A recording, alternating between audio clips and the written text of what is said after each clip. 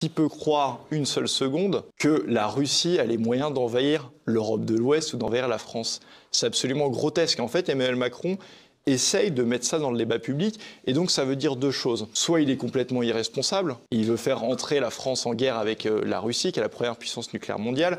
Il expliquait récemment qu'il voulait envoyer des troupes avec une légèreté absolument confondante. On va envoyer nos gars certainement dans l'année à Odessa. Enfin, c'est complètement dingue de dire ça. Voilà, ces propos. On va s'arrêter dessus, juste un petit moment. Ce qui ferait de la France une co-belligérante avec la première puissance nucléaire mondiale.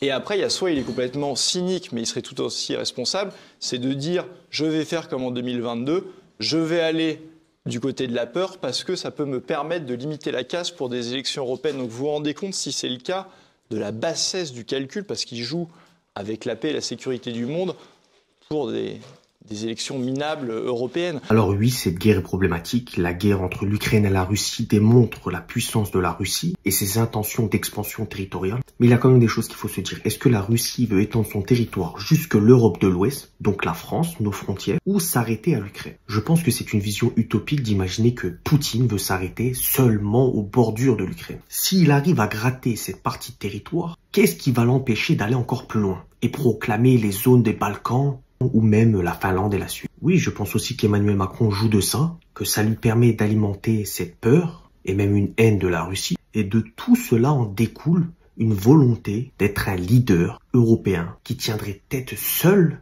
à la Russie. Emmanuel Macron, dans cette escalade des tensions, n'est pas le pacificateur qu'il devrait être, attise toujours plus de problèmes, voit des problèmes extérieurs, mais ne soigne pas les blessures de l'intérieur. Au lieu de s'attaquer à la politique extérieure de manière bornée, qu'il s'attaque d'abord aux problèmes sociétals de son pays. Car les Français ont besoin de solutions. Que les jeunes, que les personnes âgées, tous ont besoin de solutions. Ont besoin d'avoir une amélioration de leur vie. Regardez votre quotidien, regardez votre pouvoir d'achat. Tout cela n'est que le reflet d'un délaissement total de sa société et de son peuple pour laisser place à ses envies de leader. Bref, dites-moi ce que vous en pensez en commentaire, bien sûr toujours dans l'aspect. Est-ce que vous pensez que l'expansion territoriale de la Russie s'arrêtera aux bordures de l'Ukraine ou la France risque-t-elle vraiment d'avoir un voisin russe très prochainement? Ou vous vous dites plutôt qu'Emmanuel Macron se sert de tous ses moyens pour mettre pression à la population et se dédouaner de tous les problèmes actuels de la société? Bref, ça c'est intéressant d'en débattre. Dites-moi en commentaire ce que vous en pensez, bien sûr toujours dans l'aspect.